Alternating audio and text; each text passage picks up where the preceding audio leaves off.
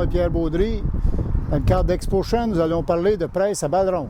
La presse à balles rondes va facilement coûter moins que la moitié ou la moitié du prix d'une presse à balles rectangulaire. Deuxième élément qui va avoir une incidence sur le choix aussi, c'est la puissance nécessaire pour faire fonctionner la machine. Dans le cas d'une presse à balles rondes, on parle d'un réacteur peut-être de 75 à 80, 85 HP, tandis que dans le cas d'une grosse presse à balles rectangulaires, bien, on parle minimalement de 125 HP et souvent 150, 175 HP pour être capable de fonctionner correctement. Les manufacturiers travaillent énormément pour essayer d'accélérer le temps d'attachage, le temps où on va lier la balle. Par exemple, on a des systèmes ou des dispositifs aujourd'hui qui sont beaucoup plus rapides que ce qui était il y a 10 ou 15 ans passés. La même chose au niveau de l'éjection de la balle. On a travaillé sur des façons, des moyens qui font en sorte qu'on prend moins de temps pour éjecter notre balle. Donc, toutes les secondes qu'on réussit à récupérer de cette façon-là, bien, c'est du travail en plus qu'on peut accomplir. Est-ce que je vais faire du foin sec? Est-ce que je vais majoritairement faire des balles de paille, par exemple? Ou si ça va être majoritairement du foin d'ensilage humide?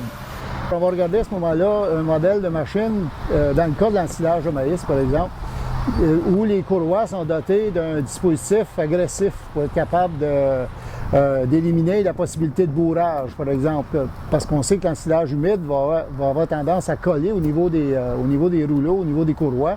Un autre élément qui peut être intéressant, c'est quel type de cœur la presse est capable de fabriquer, à savoir le centre, le cœur, le centre de la balle, est-ce qu'il est ferme, moyennement ferme ou très ferme? Ça va avoir une incidence aussi sur la façon dont le foin va se conserver au niveau surtout du foin humide.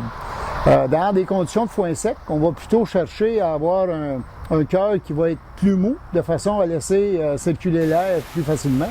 Mais à l'inverse, dans le cas d'un foin humide, d'un ensilage humide par exemple, bien, on va chercher une machine qui va donner un cœur au centre le plus dur possible, qui va former des balles tassées de façon à empêcher le maximum d'air de circuler.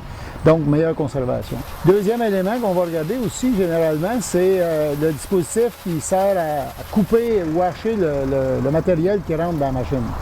Si c'est du fourrage, de façon à mieux le conserver, ça prend un fourrage qui est généralement coupé en longueur relativement courte, de façon à permettre justement un meilleur tassement au niveau de la balle. Les presses à balles rondes qui n'auront plus besoin d'arrêter, moi je suis convaincu que oui, c'est faisable.